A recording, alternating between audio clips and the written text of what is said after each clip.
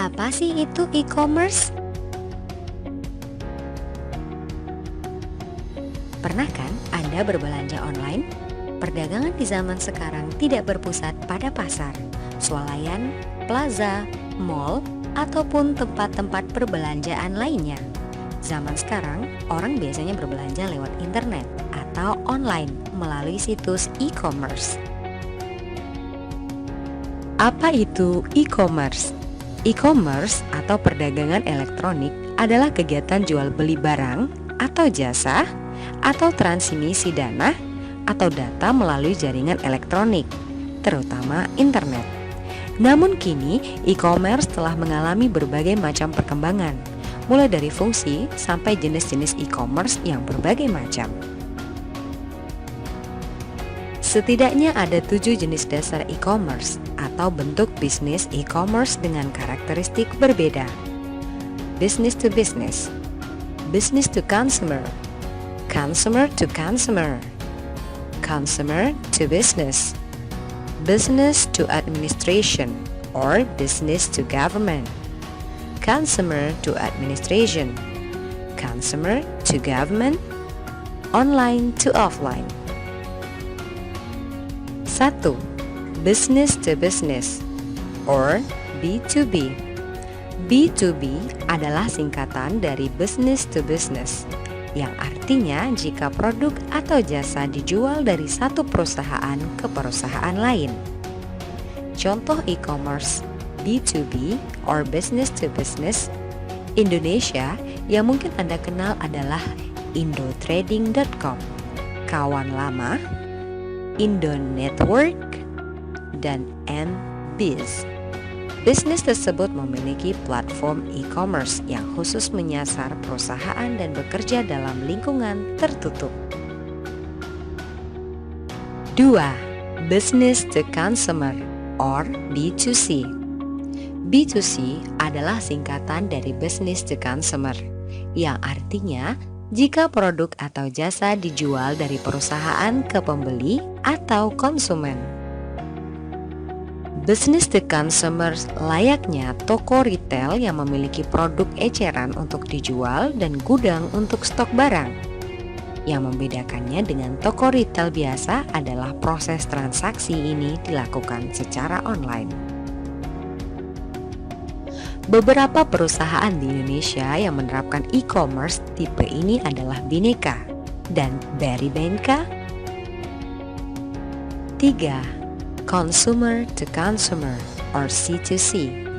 C2C merupakan jenis e-commerce yang meliputi semua transaksi elektronik barang atau jasa antar konsumen. Umumnya transaksi ini dilakukan melalui pihak ketiga yang menyediakan platform online untuk melakukan transaksi tersebut. Beberapa contoh penerapan C2C dalam website di Indonesia adalah Tokopedia, Bukalapak, Shopee, dan lain-lain.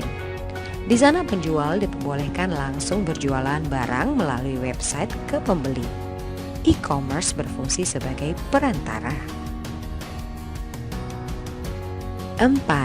Consumer to business or C2B. Seperti namanya, di dalam jenis consumer to business, transaksi jual beli produk atau jasa dilakukan dari konsumen kepada perusahaan. Contoh mudahnya adalah para content writer yang menawarkan kemampuannya untuk menulis kepada perusahaan yang membutuhkan.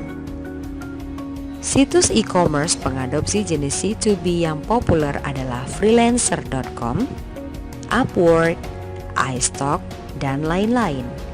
Ini adalah website yang menjadi wadah bagi para freelance dari berbagai bidang untuk menawarkan keahlian masing-masing.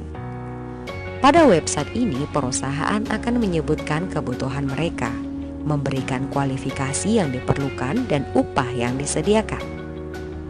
Setelah itu, para freelance yang memenuhi kualifikasi dapat melakukan promosi tentang kemampuan mereka dan melakukan penawaran upah. Selanjutnya, perusahaan memilih siapapun yang menarik bagi mereka. 5. Business to administration (B2A). Salah satu contoh penerapan e-commerce B2A adalah jenis e-commerce yang mencakup semua transaksi yang dilakukan secara kepada lembaga pemerintah. Beberapa contoh website administrasi publik yang menerapkan B2A adalah www.pajak.go.id, www.allianz.com, dan www.bpjsonline.com. Di sana perusahaan dapat melakukan proses transaksi atas jasa yang mereka dapatkan langsung kepada pihak pemerintah. 6. Consumer to Administration C2A. Jenis C2A meliputi semua transaksi elektronik yang dilakukan antara individu dan administrasi publik. Contoh area yang menggunakan jenis e-commerce ini adalah pendidikan, penyebaran informasi, proses pembelajaran jarak jauh, dan lainnya.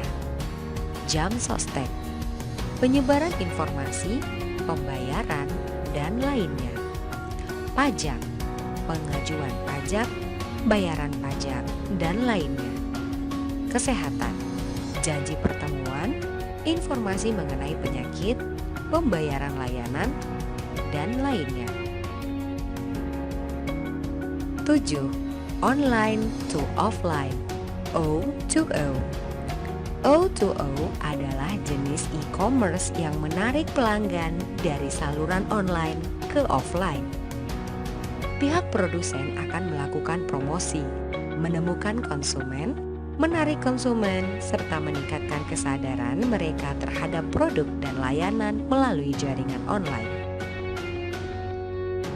yang kemudian diteruskan dengan melakukan pembelian di toko offline. Selain itu, jenis O2O juga berhubungan dengan aktivitas pemesanan secara online dan melakukan pengembalian barang di toko offline.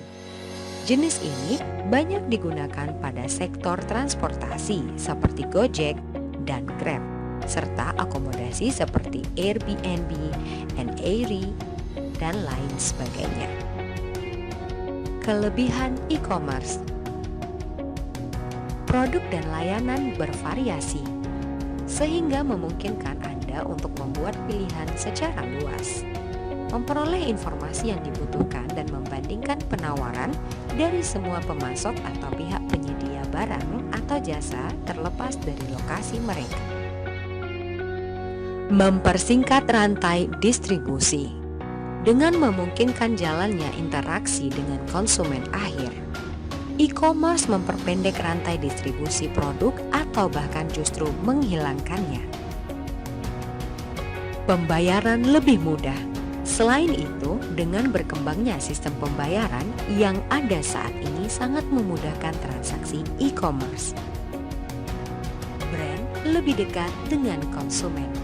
E-commerce memungkinkan brand untuk lebih dekat dengan pelanggan mereka, sehingga meningkatkan produktivitas dan daya saing bagi perusahaan. Peningkatan kualitas layanan. Dengan demikian, konsumen diuntungkan dengan peningkatan kualitas layanan, kedekatan yang lebih intim, serta dukungan pra dan pasca penjualan yang lebih efisien. Belanja kapan saja. Dengan banyaknya bentuk aktivitas perdagangan elektronik baru, Anda dapat berbelanja melalui toko virtual kapanpun yang Anda mau. Efisiensi biaya. Pengurangan biaya adalah keuntungan penting lainnya yang terkait dalam dunia e-commerce. Semakin umum proses bisnis tertentu, maka semakin besar tingkat keberhasilannya. Hal itu menghasilkan pengurangan biaya administrasi yang signifikan.